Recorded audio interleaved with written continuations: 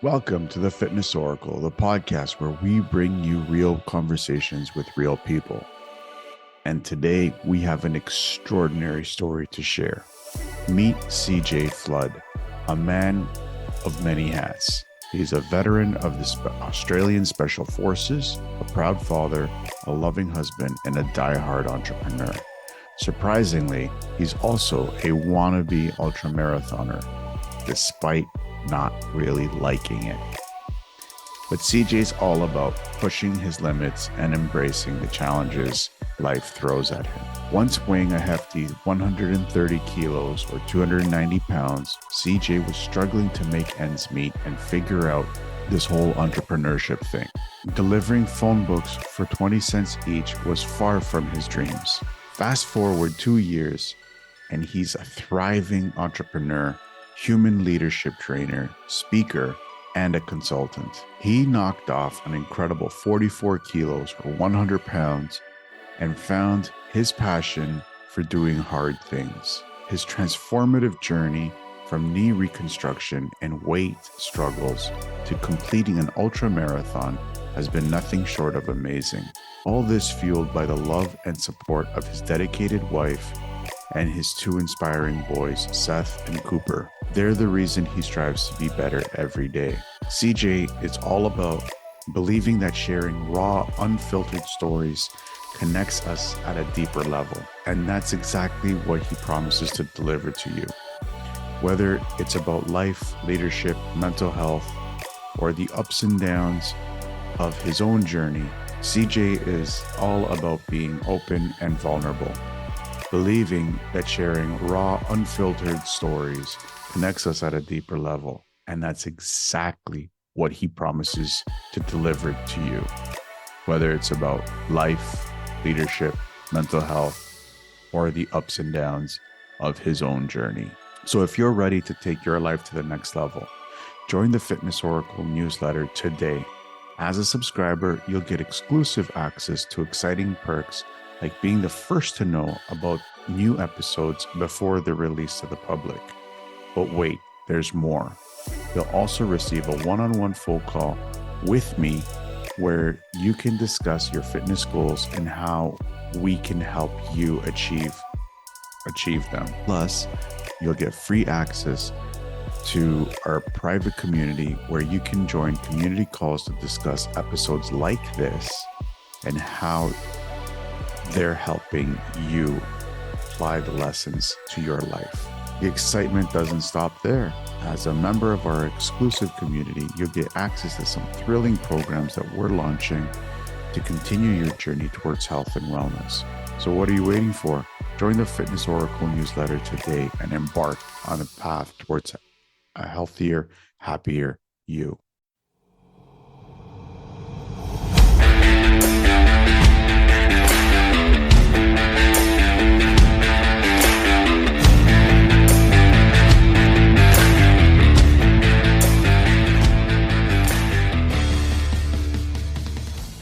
CJ, welcome to the show. Thank you. I'm very excited to be here. It's hopefully going to be a good little session. Oh, it's going to be a great session. I know this is going to be one of those really great sessions. How is your 60K for 100,000 coming along for Movember? Yeah, good. There's obviously a lot that goes into that. There's a lot of preparation that needs to happen. So, and deciding to run 60 kilometers for 30 days is no small thing. And it's not just about running, it's about the cause behind that as well. And there's a lot that has to happen there. But it's coming along. Training's going well. There's a couple of really big things that I'm doing at the moment, which is just like shoe testing. Like I'm going to go through probably a solid 5 or 6 pairs of shoes in a month. So like I need to know what shoes I like to be able to keep up that volume. Testing out different sleep wake cycles, what I like to eat for breakfast, what I don't like to eat for breakfast, how does that work? So it's very much an experimentation time at the moment, as well as getting the legs ready. Working with some some actual running trainers to get more efficient in running and my running technique, which honestly I didn't think was a thing until I started like really long distance running, and I was like, wow, this makes a massive difference. But yeah, all in all, it's coming along pretty well. Thanks, mate. Very good. Very good. I always like to kick off the show with two general questions. One of those questions is what got you first interested in the line of work that you do with the training and everything? Um, so like what I do within my consulting world, you mean? Yeah. Yeah. So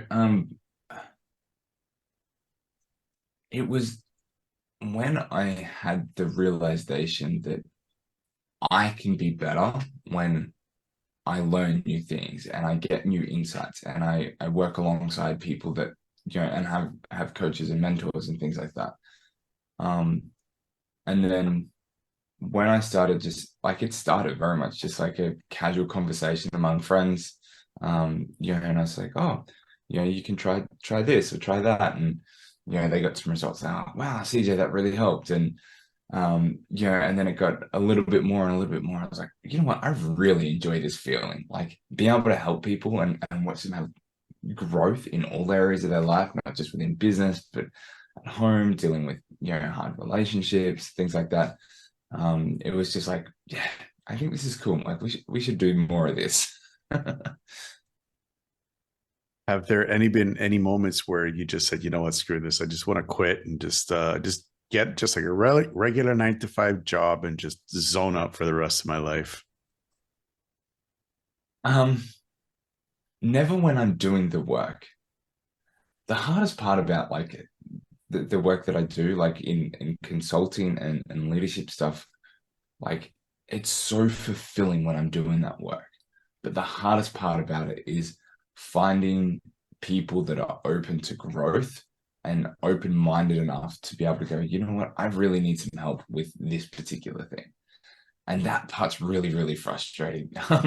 That can be really annoying and troublesome sometimes. Even for somebody like myself who has a marketing background and has spent years in marketing, finding someone that's really puts their hand up and says, you know what, CJ, like I want to pay you tens of thousands of dollars to come and work with my team because I know that it's going to add hundreds of thousands or millions to our business. And that process can be frustrating sometimes. But doing the work, man, it's always good. Like even when you get like really trying or troublesome clients that want to push back, they've been dragged there by their bosses or whatever, like it's if you're patient enough and you're willing to go through it enough, the results that come at the end, it's just amazing. I love watching that transformation.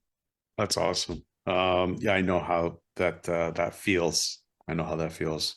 I don't come from a marketing background, and it's like it almost feels like you're like tossing ideas up on a wall and just thinking, oh, is this gonna work? Is this gonna work? Is this gonna work? And it's like, what am I doing? Yeah, it's tough, but it's worth it. It's worth it. I love the work. I love our clients. I love the impact that we can have with them. And that's what makes me keep showing up every day. Yeah. Um, Kind of just steering this into the direction of this podcast and the theme of the podcast and Yeah, the episode that we're going to. You, as I said in the intro, are a ex-Aussie special forces agent that transitioned into modern life. And there must be some crazy hair-raising stories that you've experienced in your time in the military. We don't have to go into all of them. We don't have to go into any of them. But that transition from regimented, very strict form of life to regular civilian life must have been very challenging for you. What were some of the yeah, key things that you did to help you transition from this strict way of living to this more of you are good, you can do anything you want kind of thing? yeah. Um, Yeah, that's a really great question, man. Well, I mean, a couple of things. Like one, the Australian military is different. So like my role, we consider just kind of like normal, everyday kind of infantry. But because we're so small, we are often really specialized in the things that we do. So like there's a equivalent of 1,000,001 guys out there like me that do the same sort of job. Like there was definitely no Navy SEAL type stuff going on there. It was just the way that our army structured a little bit different to the US Army. And so I just want to be clear about that, because I got so much respect for those special ops guys. The To answer your question though, how did I transition from like this down the line regimented way of life and living to fly, be free? It was tough. It was so damn hard.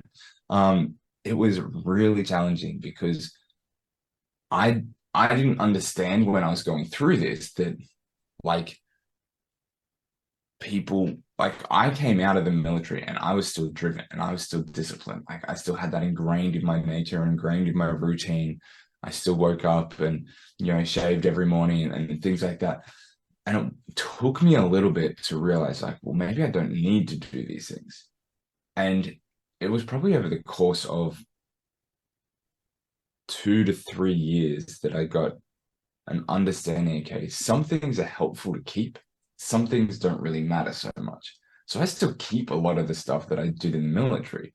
Like I'm still up early. I'm still, I'm the anti on a lot of things as well. So like I hate making my bed now. I absolutely hate it. I am not the type of person to go and shave every morning. I don't do it anymore. It just frustrates me.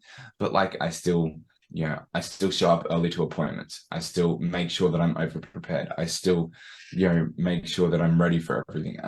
Even when my 4-year-old or both my boys were like young kids, babies, toddlers, and we were still having to like take a nappy bag with us, I would pack so much because I'm like, you know what? We could be out for 2 hours or we could be out for 5 days. I don't know. I don't know, but I just need to be prepared. And my wife would be so frustrated. She's like, why do we need all this stuff? I'm like, I don't know. Who knows? Who knows why we need it? And I think, we've got two boys, one's 11 and one's 4. And I think in the entire time that they were babies and needing nappy bags and stuff like that, I think I needed all the stuff like once. It came in handy, but I was like, see, I told you I was prepared for this. So it was tough. It was tricky. It took me a little bit of adjusting to realize what was helpful, what wasn't. And I think probably just really focusing on my own routine, my own discipline, and analyzing. I've got a very, very much this kind of self-awareness and self-analysis approach to things. So I'm like, what's working for me? Great, let's try that out. Let's keep doing more of that. Oh, let's cut this away. Oh, actually, it was a bit better when we had that back. Let's put that back. So I'm always doing that in every area of my life, and it kind of just came a little bit naturally. So yeah, it was a bit strange. It was a struggle, but probably the hardest part was understanding that not everybody else was operating like me. Um, that was definitely the hardest part. Very cool. Only reason why I ask is because I know I haven't been in the military at all. So thank you for your service, for protecting your country and the rights and freedoms of the people that live in Australia. So thank you for that. I do have a special place in my heart for vets, no matter where they are in whatever country that they're in. I'm in Canada. So like we have, like you, a very smaller military compared to the American military, but it's still stressful. Like I do know a lot of vets, and they do go through Yeah. a lot, especially with some of the tours that they have done, or just some of the instructors that they've had. It can get a little bit too much for them. Yeah. I mean, it's tough. Like for us, we operate pretty differently to a lot of the other militaries in the world. Like in the modern kind of like first world countries, UK, America, Canada, so on and so forth. Because a couple of reasons. Like one, we're very isolated geographically. And then two, like we're such a large country with such a small population. It's really about resource management. So we spend a lot of our time, we're definitely not on a high cadence of tours into combat and war zones by comparison to some of these other countries, even when we're in the height of it. But when I was in and I was serving, and we were really at that height.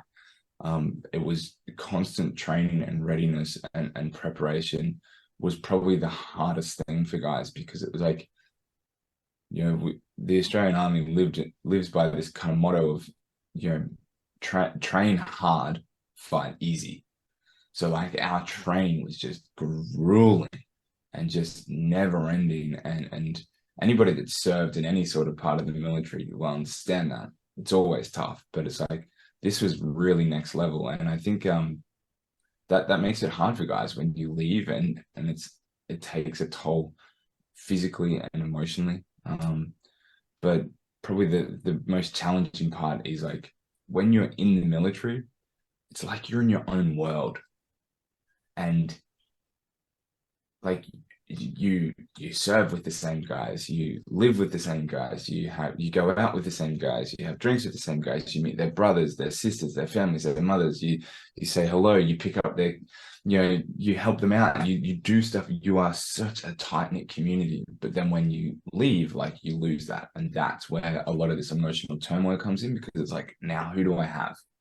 And that was really the hard part in the transition out, was like I lost a lot of the buddies that I was in with, that I spent 4 years with, like side by side, nearly every day. And that was the hard part. Like I knew everything about these guys. They knew everything about me, and it was just like, when you lose that, it flips your world on its head. And that was a really challenging part. And that's the hardest part. And even the guys that I talk to now, they struggle with the same thing. Like even still, Mm-hmm. 10 years out now, just a little bit more than, and it's like, yeah, oh man, I miss those days where we could just like, it was just simple. And yeah, so it's tough. It's really tough. It's tough, but it teaches you guys a lot about self-leadership, how to 100%. um, how to lead not just a platoon or a company of people, but also yourself. I believe in this in the quote. I don't know if who came up with this quote, but I really like it. If a man can't lead himself, who can he lead? Mm-hmm. Any Yep. thoughts on that? So many. um, so obviously now, like in my consulting business, we're consulting around all things kind of business, but we really do specialize in leadership. Like that's our main thing, but we don't focus on process or systems or things like that inside of businesses. We focus on the people. And that's because there's a quote, or not a quote, but like a motto that I have about my life. And that's like, everything rises and falls based off leadership, but it all starts with self leadership. So like everything in the world rises and falls based on leadership and who's leading it. But it's got to start with the person that is leading first. So for me, like when I'm going through this training for this 60 kilometers a day, like I'm trying to raise money and I'm running, and but I'm also raising awareness. So I know that I'm having to lead this like collection and this idea and this movement towards this goal that I'm trying to achieve. Um, and that means that I need to be upfront about it. I need to be, put in the work. I need to be, doing all the things that I need to be doing in my own personal side of things. Like I can't just sit back and be like, oh, this is a really cool idea. Everyone should just want to talk to me about it. Like, no, I'm out here and I'm talking to people, like I'll hop off this interview, and then I go into our local radio station. I do an interview there, and then I've got like another 3 or 4 interviews lined up for this week. I did a newspaper interview last week. Like, and it requires effort, and leadership is not passive. It requires work. And if you can't lead yourself and understand that you got to put yourself to the standard that you expect. You got to lead yourself. When no one's around, what are you going to say? When you're home alone and there's no one watching you, like, it's really easy to reach for the jar of cookies. It takes discipline and a real understanding and awareness to grab the banana and go for a walk. It takes concentration and focus, and that discipline and that awareness and all those things that come within leadership start with you first, and you've got to lead yourself. It's like, I liken it to this thing, like, the voice that you hear in your head. Well, that's not you. That's your really crappy college roommate that's saying, dude, we should crack a beer and like play some video games. And like, he's fun to have around sometimes, but at the same time, like, he doesn't pay rent. He takes up all the space. He eats all your snacks. He leaves a mess. Like, and if you listen to that voice, things will go down really hard and really fast. But if you sit there and go, like, no, here's the standard. Here's what I expect. Here's how we do things. Here's how I operate. And you constantly pull yourself back to that. Eventually, over time, this crappy roommate starts to level up, and you lead that. And it's like, oh, now instead of grabbing the beer, like, okay, let's grab a Pepsi Max. Well, you know what? Like, a Pepsi Max is a pretty reasonable health choice by comparison to a 6-pack of beer. All right, let's do that because we are human. We can do that. Yeah, cool. Like, that makes sense. So it takes time, but I'm a very big believer that self-leadership is everything. Self-leadership is absolutely everything. What about a man who, there's this other thing that I heard about. It's important for a man to learn to follow before he leads. Yeah. At what point does a man stop following people and start leading? Never. Every great leader is a great follower, because you never walk into a room where you're the leader all the time. There's always going to be a room somewhere in the world that you are the follower. And part of that awareness around leadership is also this humility to understand that I'm not the leader for this room, this metaphorical room, this situation. You know what? I need to instead empower the leaders here. And I liken it to, like, when we're in the military, and I think it gets really summed up brilliantly in that phrase, like, you lead up and down in the chain of command. So what that means is, like, even as I come into the platoon and I'm a junior digger, like, I'm a junior soldier. I don't really know what's going on.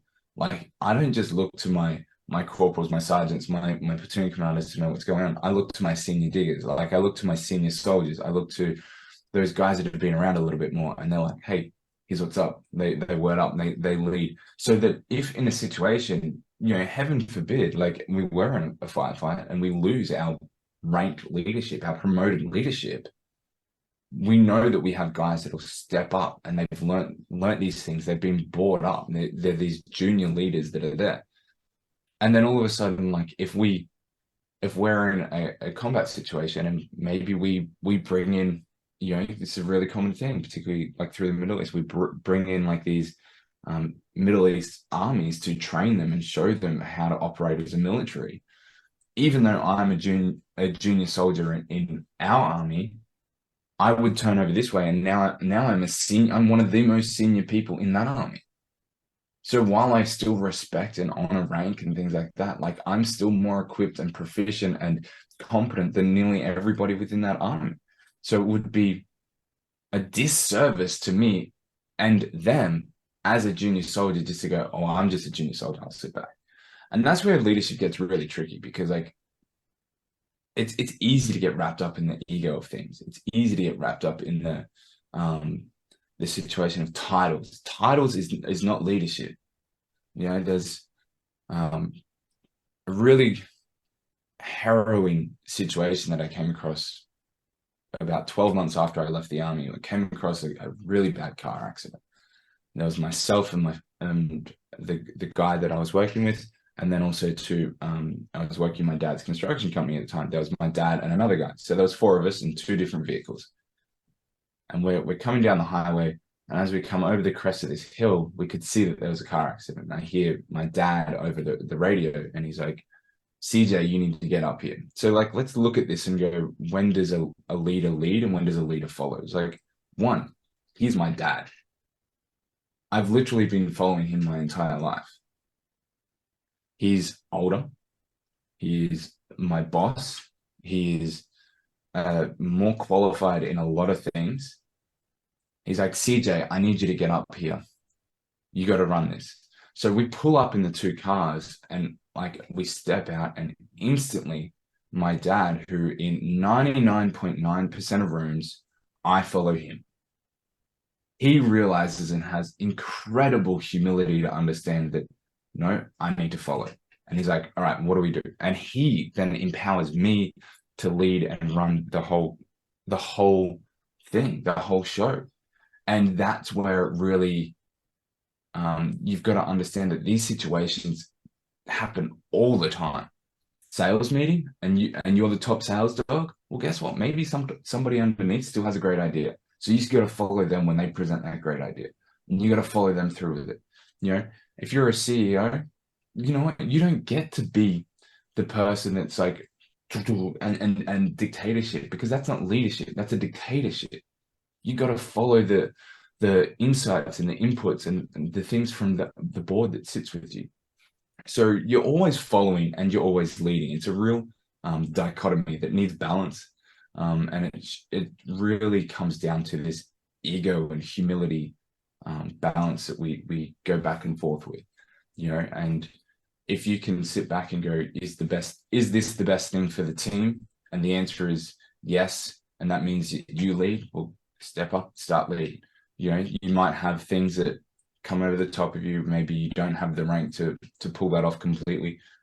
Okay, well then you just do what you can to lead from where you are in the position that you're at.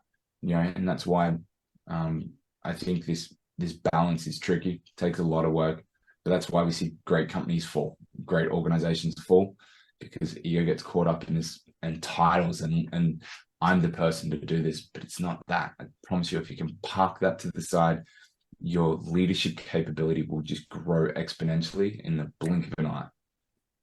You bring up a really interesting talking point. I have personally been a part of a couple of men's groups, and I've seen both sides of these men's groups. I've seen the one side where it's more of a community being taught by a man who is learning, and by another men's group, which is more like you said, a dictatorship, where it's like, this is how it is, and this is how you have to do it, and I'm the leader, and you guys have to follow me, and this is the outline of what a man should be, and this is how you're supposed to live. What would you tell to men who have men in their lives with that kind of structure, with that dictator in their life or narcissist in their life? It's really tough. Like that's a really tough question, because there's obviously so many things that you can do, and they all have consequences in different ways. Really, it comes down to what's the situation. Can you, just because someone says something to you doesn't mean you have to do it either. Like, we're all free and capable humans. Like, we're so blessed to live in a free society. Like, just because somebody says it doesn't mean you have to do it. And I always encourage my 11-year-old. So my oldest boy, he's 11. So he's really at that time where he's starting to step into this early teenager, kind of like, what does it mean to be a man, and things like that, and discover that, you know. And I talk very candidly to him, and I'm like, well, let's go. Like, what is it? What's going on? We talk about it, and we weigh things up, and I very rarely go, you need to do this because of this, because the power and the capacity to make decisions is how we learn. you can try things. Like if you've got somebody in your life that's, you've really got that dictator type leadership approach, you can try and steer them and help them grow and maybe, be the leader in that situation, because that is a dysfunctional leader. That doesn't mean that you can't be a functional leader and really help them. And understanding that person can change over time. But if it depends on where that really dictatorship type leadership is coming from. If it's coming from somebody that is just causing you more harm than good, like just leave. Like if you're a part of a men's group that's, you've really got that dictatorship type approach, and it's just not gelling, like that's okay. It's not for everyone. And some people really need that strong, assertive, like here's how it goes, here's how it is, try this, do this, go here, do. Some people really need that because they need that container in which to practice. But some people really just need like hey, like let's figure it out together and talk this through and maybe try some stuff. And so there is pros and cons to both sides, depending on where you are in your own personal journey. I'm always a favor of like not having that dictatorship around. I like to try and help them grow through that. I look at myself and I know that sometimes I can be like that dictatorship. And I turn to my boys. I turn to my 11-year-old. I say to him, like, what's going on? What can dad do better? And like I get an honest audit from him. I expect him to keep me in check. I expect him to say to me, like, hey mate, this is probably not cool. And I expect that I will make mistakes. And I expect that when I do make those mistakes, I own those mistakes with complete I own those mistakes completely and 100% on me and never on the other person. And if I can do that enough times, then he won't have that. I can keep my dictatorship genes and desires in check a little bit, and just be like, righto. And it comes back to this conversation with your crappy roommate. Like, if you let him win, that dictatorship will start to come out. So it's a bit tricky. Really does depend on that situation. And there's all sorts of things you can do, like sounds really dumb, but like a pros and cons list. Great one. Go back to like, is this going to work for me? Is this helpful? Is there one good idea here? Is there one good idea embedded in what's being said? Is there a way that we can maybe just dial down things, over time? And that just might mean having an open, honest conversation. That's tough, but it's really worth it. So it just depends on where you are, what the situation is, and how you best want to move forward depending on your life. Very cool. It almost sounds like trying to set an example, not just for other men, but setting an example for yourself, like kind of like tying in what we were talking about from before. Yeah. And how powerful, how powerful can that be to a man when he can set an example for himself and translate it to other people? Yeah. It's when you can set the standard,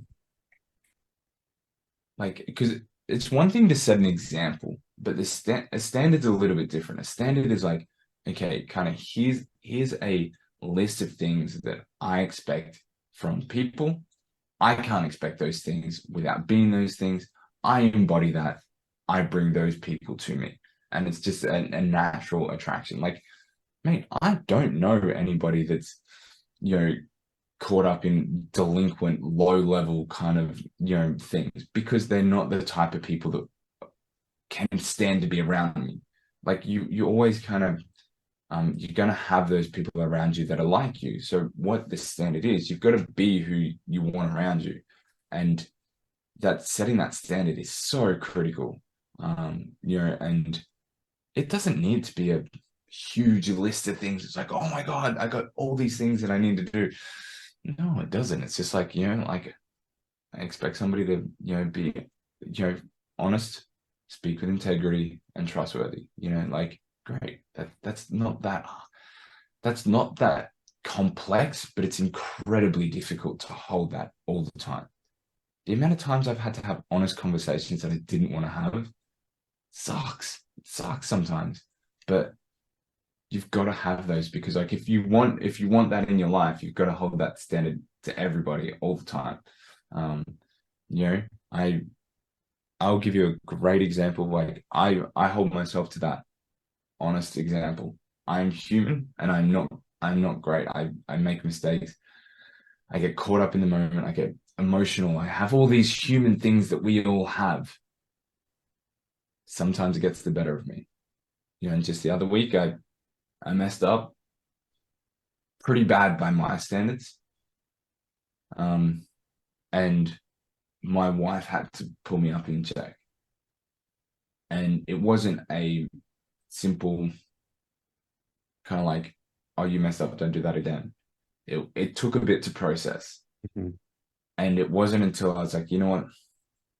I sat down and I was like, okay, is this not the truth?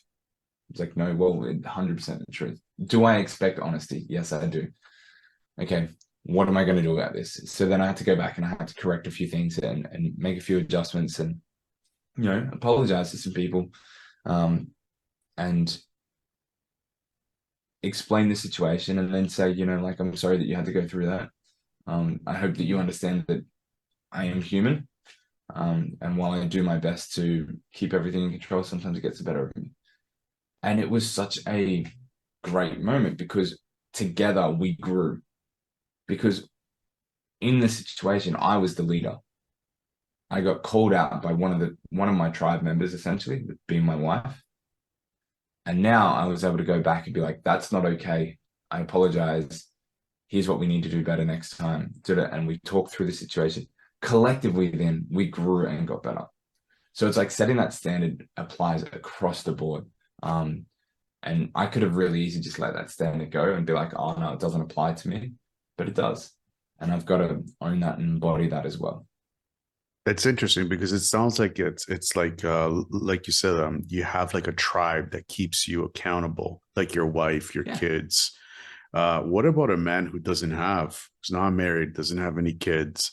I mean, it's easy for you to be held accountable because you have your tribe, but for a guy who's by himself, maybe his parents are out of state or out of the province, maybe his sister lives in a different country, he's by himself. How can somebody keep themselves accountable when they don't have somebody as close as you do with them? Yeah, I mean, that could be tricky.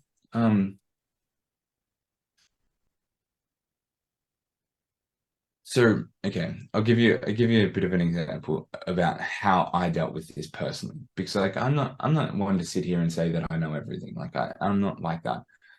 I only use my experiences to maybe guide people to a bit of an insight.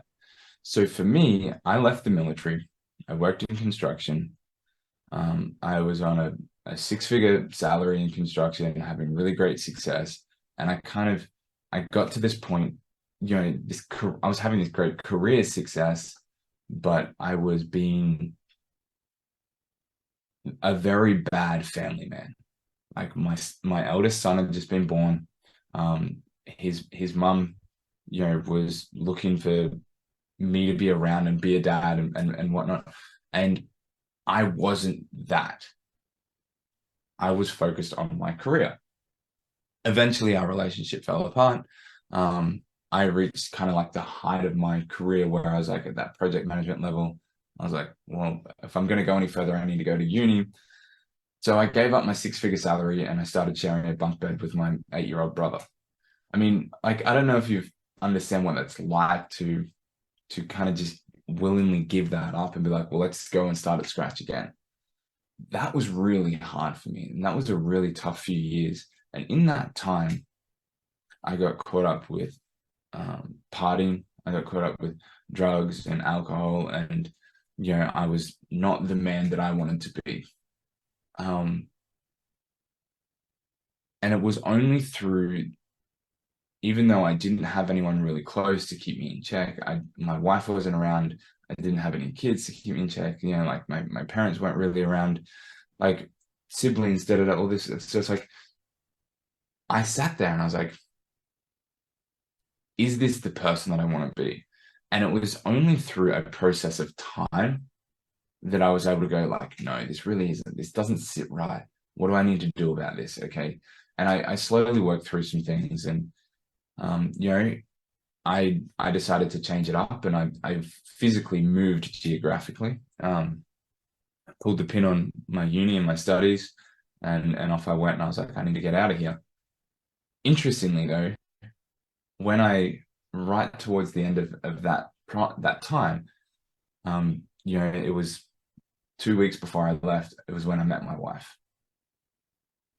So like I had a couple of years of really bad, poor, low level decisions that I was making. And over the process of time, I I realized that, you know, this isn't what I wanted. And as soon as I made that switch to do something about it, I started attracting good people into my life. If you're here right now and you're listening to this podcast and this interview, you've already made that switch mentally because you're doing something about it. You're seeking that out. So first off, congratulations to you, because that's the reality of things. Like you've already sought out help through the virtual mentors, the virtual tribe. Now, I think one thing to come back is really have a look at your tribe isn't friends, family, things like that. Your tribe is transient. It can come and go. You can have someone be part of your tribe for a night that you're at the club. Like, you ever meet that person and they're just like the best person in the world, and you're like, oh my God, let's hang out. And you have the best time. And it's like you meet them so deeply and so connected, but it's only for like 8 hours. And then you never see the person again. Like, so tribes can be transient. They can move and move around and things like that. So don't get caught up in the word tribes and think it's only like your mom, dad, wife, kids, brother, sister, things like that. It's people come into your tribes a lot more often than you think. So be open to that.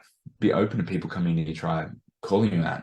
Look for it's hard to call somebody out that you're not really close to. So look for somebody that might be just questioning.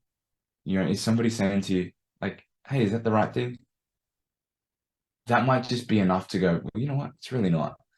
So just look for those little subtle things. Most importantly, give yourself time. Like, time is the great equalizer. You know, I left high school. I didn't finish high school. I dropped out. I went to the army. I, then went into construction. And then I was in my mid-20s before I decided to go to uni. And I stepped into uni and I was like, this sucks. I'm still definitely not a smart guy when it comes to academic stuff. And, failed a lot of my classes and struggled and really had a hard time. Started going through my own journey in terms of business and things like that. And it's really been like the last 3 or 4 years that I've learned more in the last 3 or 4 years than I did in all my time at school, all my time at uni. And time was the equalizer for that. So just understand that time is that equalizer. It's okay to not be completely figured out right now. Just move towards what makes you feel good. If you sit there and go, maybe I should go in for that job. Maybe I should move out of town. Maybe I should do this. Maybe I should just do it. I mean, if you've got nothing to lose and you don't have people around, just do it. There's nothing holding you back. Interesting. Because why I'm saying interesting is because we get so comfortable being comfortable. And when something, when your heart skips a beat with an idea that you have, and you realize, man, you know what, I'm gonna lose all this comfort. I'm gonna lose my cushy job. I'm gonna lose my 5-6 figure income. I may lose my house. I may lose my fancy car. I may lose my vacations that I go. It's a really tough pill to swallow, to say, you know what? I've always had a dream to live in Europe, on the Yeah. Mediterranean, and just live European Mediterranean life. Yeah. And you have Um, no job, no nothing, no anything. So why should somebody embrace something that tough? Man, that's a great question.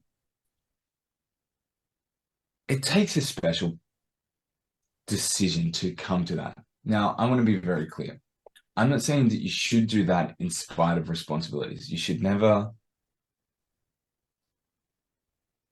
run away from responsibilities. There, as a man, you're leading your family. You're leading your circle, you're leading your connections, you're leading. But that doesn't mean that you shouldn't be happy. So let me be clear about that. Don't run from responsibilities. Honor, maintain, and look after those responsibilities. But if you need to do something to be happy, then be happy. It is your God-given right to have that happiness. I left my relationship with my oldest son's mother. So that's a bit complex, you know, but my oldest son's mother, because I wasn't happy. And I knew that I would be a way better father if I was happy. Took me a few years to get there. It took me a good few years to really get there. But I now sit at the place where I'm a damn good father to him. And I love that. And I'm so grateful for that decision. So that comfort that you're talking about, it's the thing that holds you back. It shackles you down. So honor your responsibilities, but also too, like really sit down and look at what do I really need?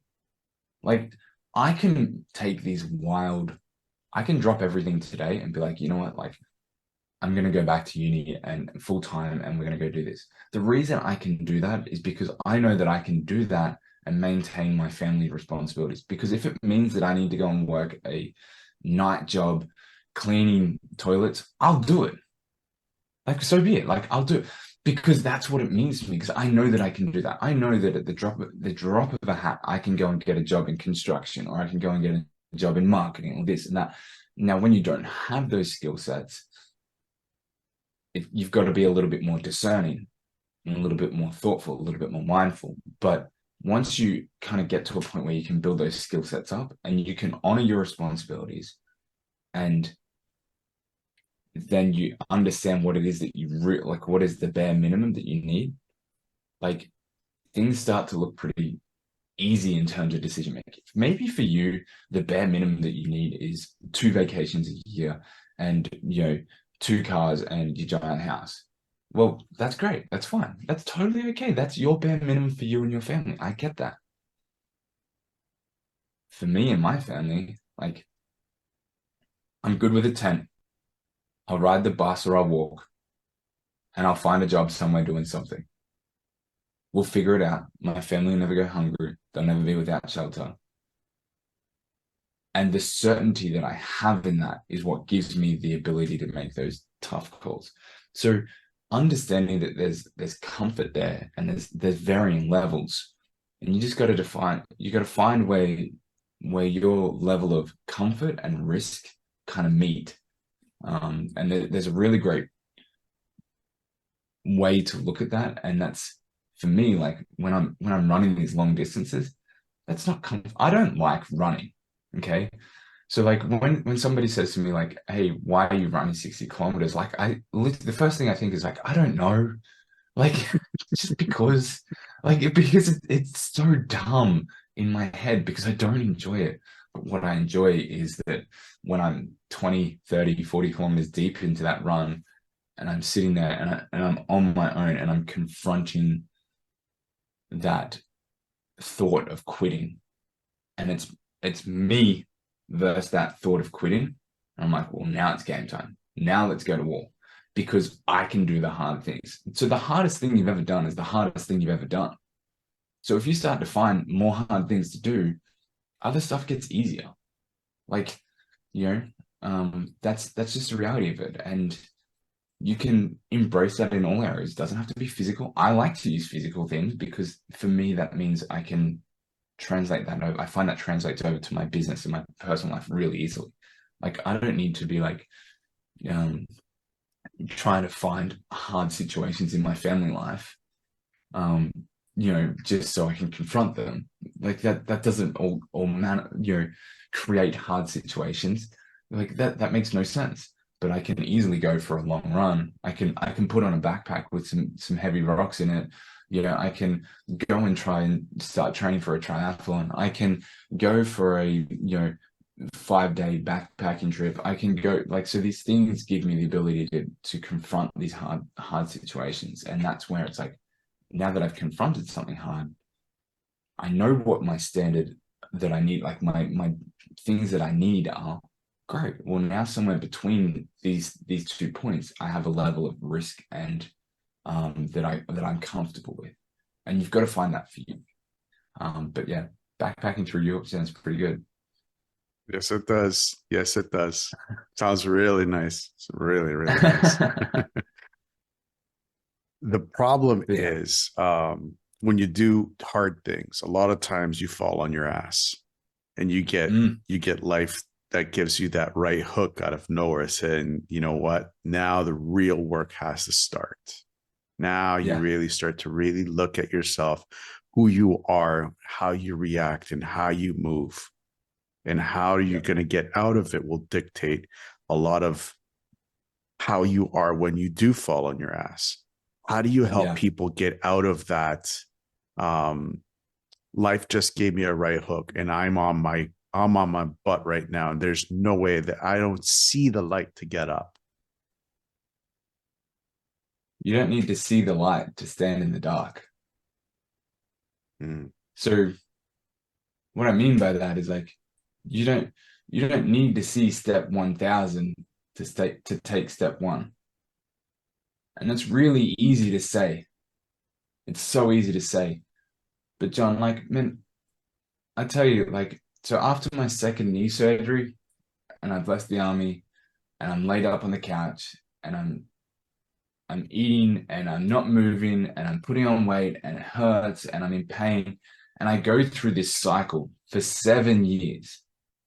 7 years, mate. Like I got up to 130 kilos, like 290 pounds. Everything hurt.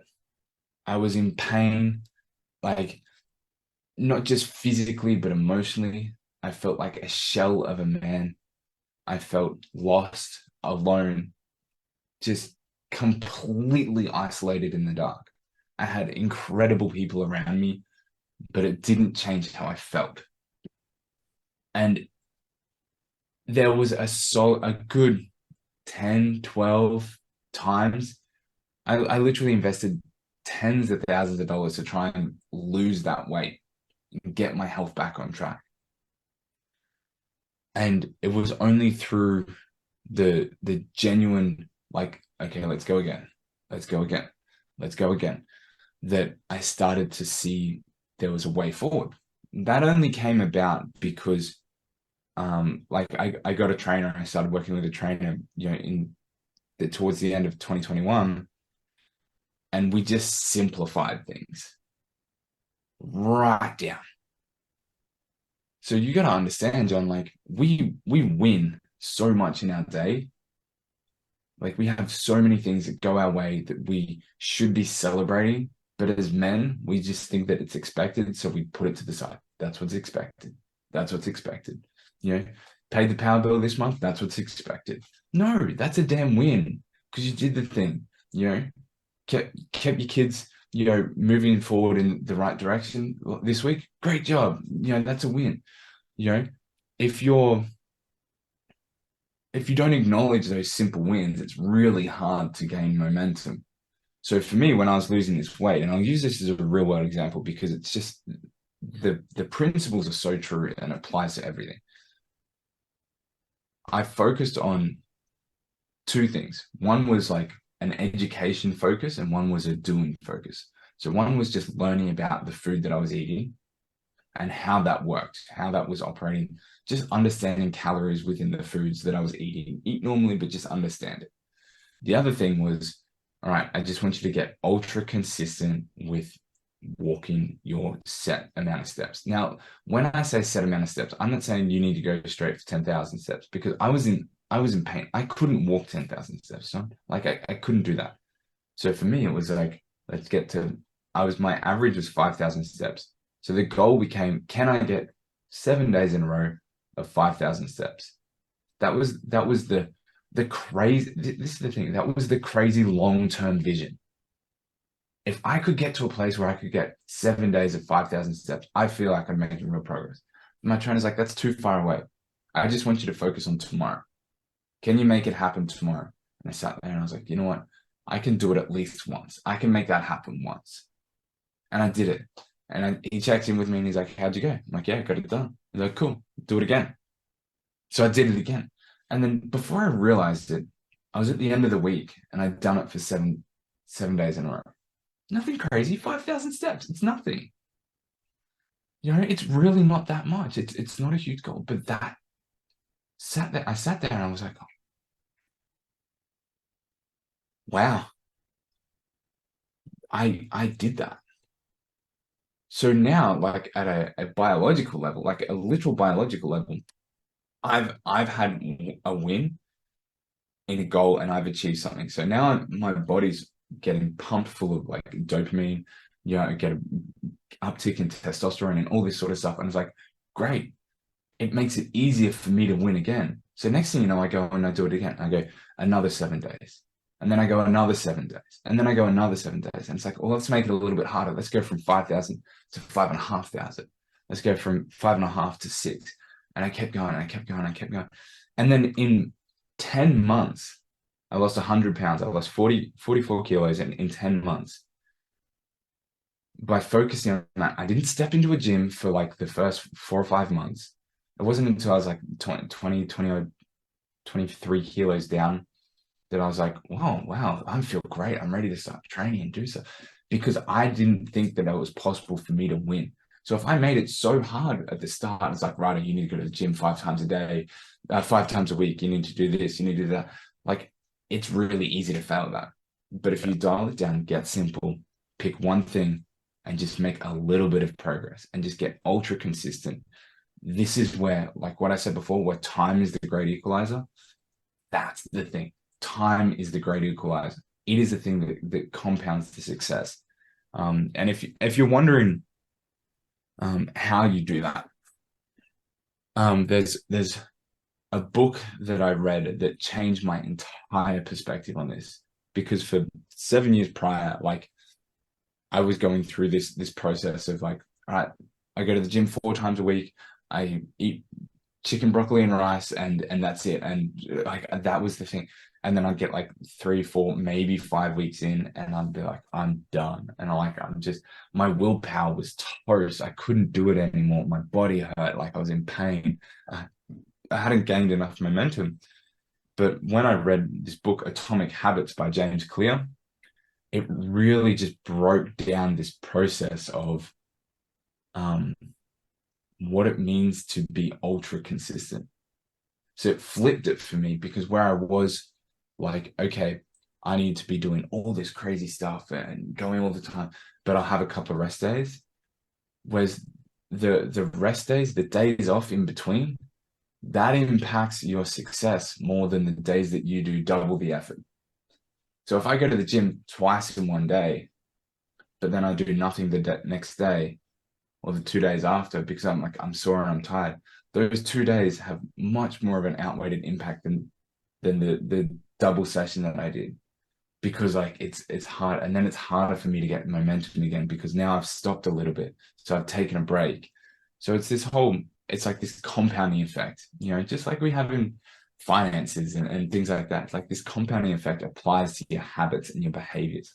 That walking streak, that hitting the steps streak, I went on to go and do, I think it's like 572 days straight. Wow. And I didn't break it at all. And I was so filthy when I broke it because I missed it by 9 steps. I was so devastated. Like it killed me. But here's the thing. I sat there and I looked at it and I was like, even now, like I feel that in my chest, like because it meant so much to me, because that was the success that I was having. And like, it was probably 3 o'clock in the afternoon, and I'd been mopey, and I'd been just, and like, I missed it because it broke, and I'm like, I'm looking, but I had to pull myself back out of that. And I got out there and, went for a walk, got my steps up. I got to the point, and I started on day one all over again. That was about 100 days ago now. So it's still a little bit fresh for me. But yeah, like it's hard to start sometimes. You feel alone and you're isolated in the dark. And it's like, okay, two things. One, just get super simple. I mean, super, super simple. Like, if you can do something within 2 minutes, like, that's sort of simple. And then two is just get ultra, ultra consistent. Do it again and do it again and do it again and do it again. And it's going to be boring. It's going to be mundane. You think about like any great athlete, how many times, has, Mike Tyson practice his 1-2 combo? How many times has, LeBron James taken a 3-pointer? How many times has, how many times has Messi practiced, a corner kick? How many times have they just get ultra consistent and disciplined? And once you do that, it's literally, I make that sound because it's like a train of momentum. Mm-hmm. And that's what happens. And it busts through into other areas of your life. Don't try and fix everything at once. Just focus in one place.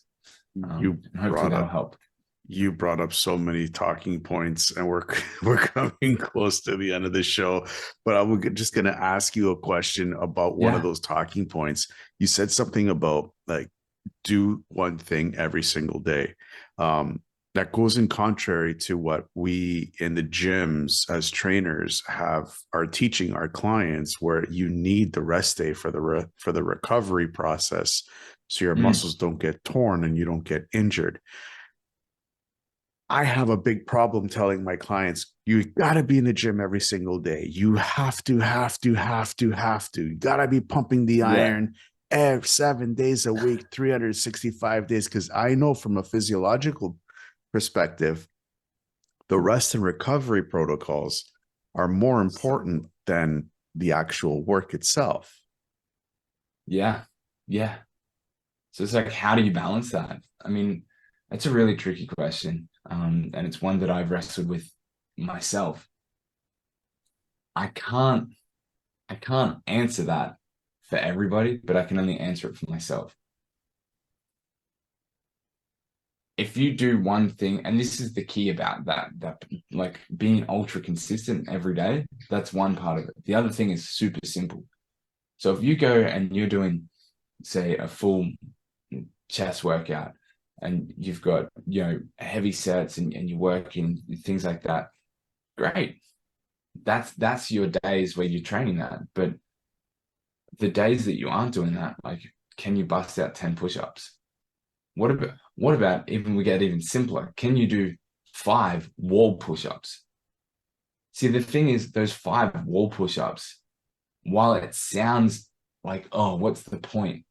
It's not for the physiological benefits of crazy muscle growth, like, throwing 100 pounds on a bench and busting out reps. It's not for that. It's for the mental side of it. It's for you to know that you win. It's for you to show up and do something every day and get that win. So like for me, I still have my steps as a goal. I'm training to run 60 kilometers a day for 30 days. I still have steps as my goal, because I know every day, no matter what, I win. I have one win, and I win at that. So then I can look back on today and I can go, you know what? Go me. I freaking did it. Like, I won that day. So the simplicity is the key here. So it's like, don't confuse complexity and difficulty with the simplicity side of things. Like, and that's where this atomic habits philosophy is so great. It's literally just behavior hacking, where you're adding these really simple things in. And I highly recommend it. And if you can understand that simplicity and the consistency will pay off, you really start to make big inroads. I'll give you another real world example of this. We have a 4-year-old. He's getting ready to go to like big school, leaving daycare and kind of like those childcare programs and going to like proper school, what we call prep here. My wife and I had the decision, do we kind of push for it for next year, or do we wait and we hold him back? And we're like, you know what, we're going to wait and hold him back, at least at this point, unless something drastic changes. But because we think that while he's probably ready intellectually, we think he could probably be a little bit more ready socially. And it's like, okay, well, what if we just did this over the next year? We can work on some of these things for 10 minutes a week. We can do it in our family schedule when my older boy's sitting down and doing his week's worth of homework. It builds a nice routine and a nice habit. All of a sudden, over the course of a year, we now have 10 minutes a week times 52 weeks a year. That's 520 minutes of, that particular learning, do you think for a 4-year-old that 520 minutes is going to make a significant impact in their ability to master a skill set compared to most average 4 or 5-year-olds? It's huge. It's massive, but it's 10 minutes a week. So it's the consistency and the simplicity of things. We could go like, all right, let's do 60 minutes a day. Yeah, that would be a much better impact, but it's like, you also got to be realistic about the ability to pull things off. So the simplicity is the key component here. And that's where I struggled with the steps thing. It's like, oh, it's 5,000 steps. Like I'm already averaging that. Like, what's the point? But to achieve 5,000 steps a day was the key. And then it was, once I did that for a few weeks, and it's like, okay, now let's move it up. Let's make it a little bit harder. So then you go from your wall push-ups to maybe you do floor push-ups, and maybe you go from 5 to 10. And then some days you'll feel good and you'll bust out 20. Over the course of the year, that outsized incremental, like let's just do a little bit more, has a huge impact, massive towards that goal, that success. So yeah, I'm all for you in terms of the, pumping the iron and getting in the gym and stuff. Like, yeah, you need that rest and that recovery, but there's definitely something small that you can do in amongst that will at least help you win mentally. Very cool. I'm I'm actually reading Atomic Habits by James Clear right now, and I'm loving the book. So and it's actually, I actually recommended it in one of my programs that's in beta right now. So it's one of my favorite books that I'm reading. So it's really good book. Amazing. That book has had such a huge impact on my life and my business. It's the first thing, like whenever we go, so like we often go and do intensive workshops for that. Like I'll go and buy 20 copies for all the participants. I'll be like, read this, hand it out at the start, and then like walking through is like, oh, because I reference it so much because it's so applicable, it's so real, it's so tangible. It's great. We're coming up close to the end of the show, and these are the 10 questions that I ask all my guests, and I just want your perspective on these 10 questions. Okay. With the increase in people suffering from depression from the past 3 years of uncertainty that we've lived through, and this year of uncertainty that we're living through, what would be the one thing that you could tell them to keep their hopes up? Life's always going to be uncertain. So make certain what you do. Find the thing that you do and do you. Don't worry about anyone else. Don't worry about outside influences. Don't worry about anything around that. Like you got to control. It comes back to the self-leadership. You've got to lead you. If your thing is to journal for 5 minutes every day, if your thing is to go for a walk in the morning, if your thing is to get that bit of control and that certainty in, makes a huge impact. Very cool. What's the one thing that you do daily that amplifies your ability to stay focused? Win. Get my steps every day. I can't state how much of an impact that has. And here's the crazy thing, like my current goal with it's not even 10,000 steps still.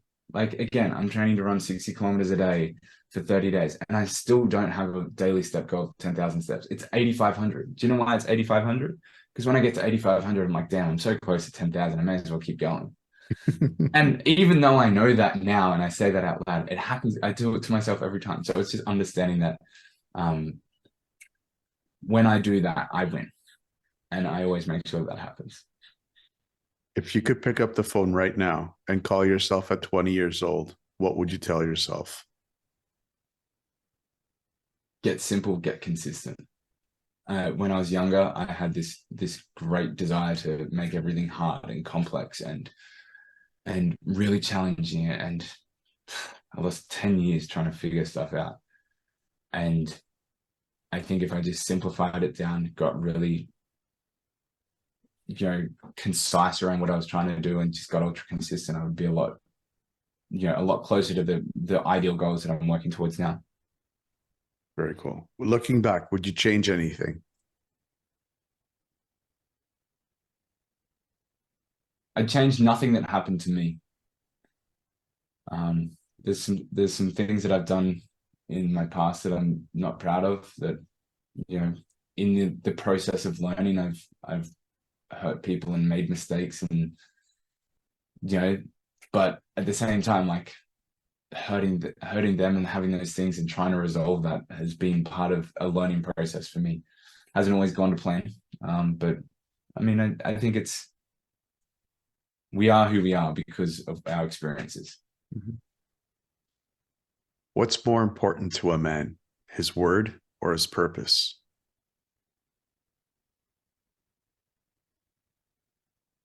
Your word is your purpose. I think, like, if you don't have your word, you can't have your purpose.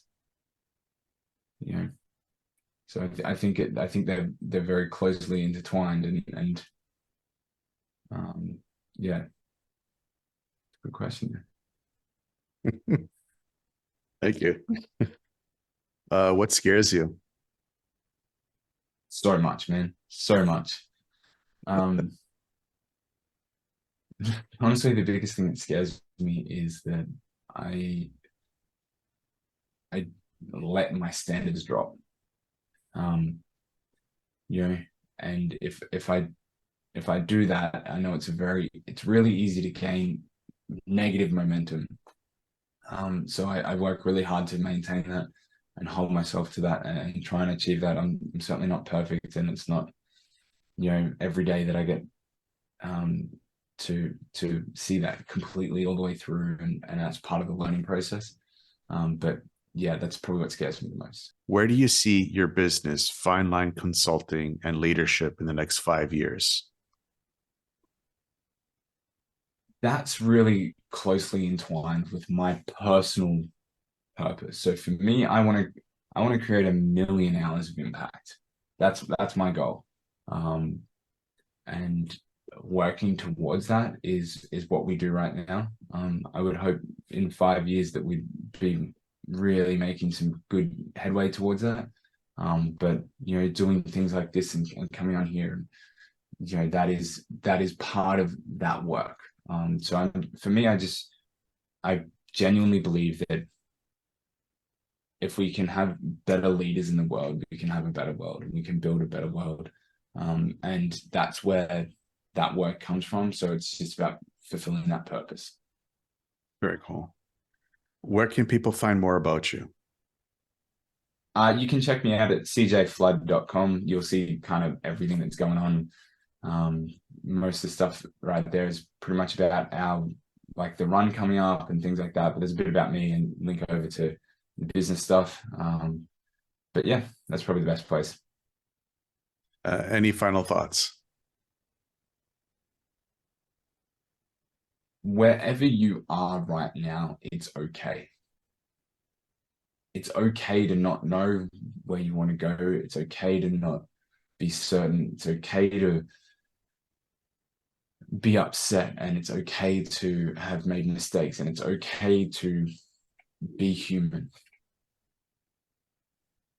Please, please, please acknowledge the fact that if you've made it this deep into this episode, or any episode for that matter, you're doing good work. You've come a long way. Acknowledge that within yourself, because the group of people that in the world that do that is very small. So even though you may not feel like you're a competent leader, or even though you may not feel like you have everything figured out, you're on your way. Just keep going. CJ, thank you so much. Thank you so much for coming on the show and talking about all the stuff that we talked about. It was awesome to pick your brain and get into your backstory of, coming out of the military into civilian world, and just that whole transition into civilian world. It is a big impact on men when they do it, and women. I'm not excluding women on this. It is tough, but thank you so much. Thank you so much for your service. Thank you so much for coming on your show. And thank you so much for all the hard work that you put in to help get that word out to people who are struggling, and being that beacon of support for all the men, especially out there, that are suffering from mental health issues. Thank you so much for that. I appreciate it, John. Thank you so much for having me on. I hope that if you made it to here, you got a little bit of something. Please feel free to reach out and connect. I love, hearing from other people that are doing good work. I hope that you guys got something, and I really appreciate you having me on. Going through hard times is just a test. What you need to know is that when you get out of whatever you're going through, you will be stronger than ever before, and you don't need to go through it alone. Always know that you are not alone. Stay tuned for more real people with amazing stories that are just like yours.